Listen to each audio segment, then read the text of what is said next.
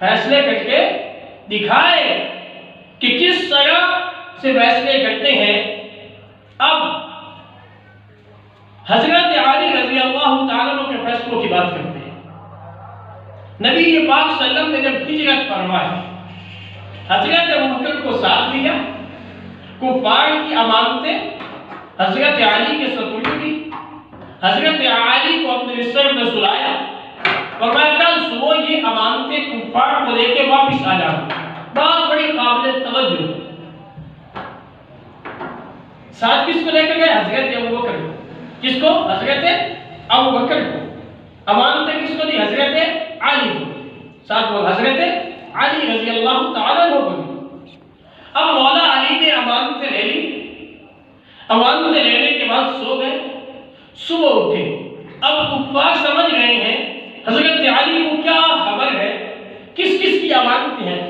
ایک نے کہا، دوسرے کو تیار کیا، کہا کہ میں دعویٰ کروں گا کہ میرے زیور رکھے تو آپ میری تصدیق کرنا، اس بات کی گواہی دینا، اس میں سے ایک زیور آپ کو، ایک زیور آپ کو دوں گا، آپ میری گواہی دے دینا کہ واقعی اس کا زیور تھا۔ حضرت علی کو کیا معلوم ہے؟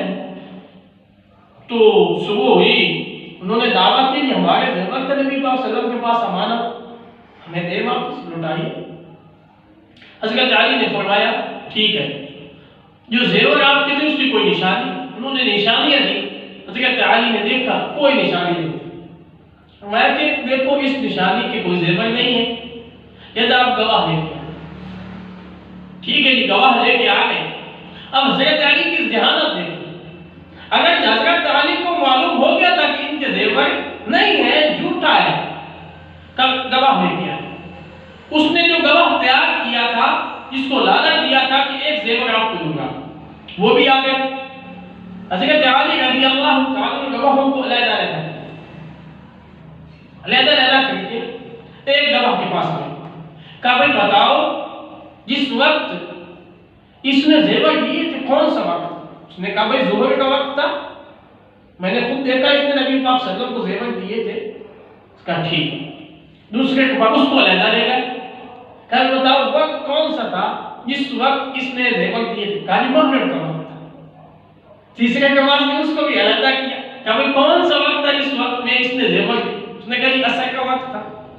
تینوں کو جب علیحدہ کیا، اب جس کے زیور جو کہہ رہا ہے کہ میرے زیور تھے، اس کو کہا بھائی بات یہ ہے گواہوں کے بیان ملتے نہیں، یہ تو پہلے آپ ان کو کچھ سمجھاتے، پورا منصوبہ تیار کرتے، ایک کہہ رہا ہے ظہر کے وقت دیے تھے، دوسرا کہہ رہا ہے عصر کے وقت دیے تھے، تیسرا کہہ رہا ہے مغرب کے وقت دیے تھے، ان کو معلوم ہی نہیں ہے۔ اس نے کہا کہ واقعی میرے زیور نہیں تھے، ہم نے منصوبہ بنایا۔ تو حضرت علی رضی اللہ تعالیٰ عنہ کے پاس بڑی ذہانت تھی، بڑے ذہین تھے، خصوصاً فیصلہ کرنے میں انتہائی ذہین تھے، جس کی مثال ہی نہیں تھی۔ اس طرح کے اور بھی بہت سارے اس طرح کے فیصلے ملتے ہیں۔ اسی طرح کا فیصلے 3 عورتیں ہیں۔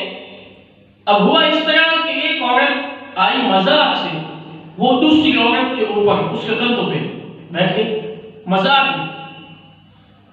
اب تیسری عورت اوپر سے آئی، اس نے نیچے والی عورت کی ٹانگ پکڑی، اب تینوں گر گئی۔ جو اوپر والی عورت تھی، سب سے اوپر والی، وہ اللہ کو پیاری ہو گئی۔ اب جی فیصلہ قاضی کے پاس گیا ہے، بھائی دیکھیے قاتل ہو گیا ہے۔ تو حضرت علی رضی اللہ تعالیٰ نے فیصلہ کیا، کہ بات اس طرح ہے، اس کی جو قتل کا جو دیت بنتی ہے وہ اس کے 3 حصے کی جائے۔ قتل کے 2 یا تو بندہ معاف کر دے یا اس کی دیت لے لے، کہ اس کے 3 حصے کیے جائیں۔ ایک حصہ نیچے والی عورت دے گی، ایک حصہ جس عورت نے ٹانگ پکڑی وہ دے گی، تیسرا حصہ وہ معاف ہے۔ اب بات پوچھی گئی کہ بات کیا؟ کہا کہ بات یہ ہے وہ عورت مذاق میں خود اس کے اوپر کندھوں کے اوپر بیٹھی ہے، مرنے والی عورت خود اس کے کندھوں کے اوپر بیٹھی۔ اب دوسری بات، نیچے والی جو عورت تیسری تھی، اس نے مذاق سے ٹانگ پکڑی ہے۔ تینوں میں قصور برابر ہے، جو اوپر چڑھی ہے مذاق سے اس کا بھی اس میں قصور ہے، جس کے اوپر چڑھی اس کا بھی قصور ہے، جو تیسری نکالنے والی ہے اس کا بھی قصور ہے۔ تعزیت کے اس طرح 3 حصے کیے جائیں، ایک حصہ اس والد والد کے ذمہ ہے، وہ فوت ہو گئی ماں، باقی 2 حصے یہ ہیں۔ اس طرح کا ایک اور فیصلہ، ایک بندہ اس نے کہا کہ بات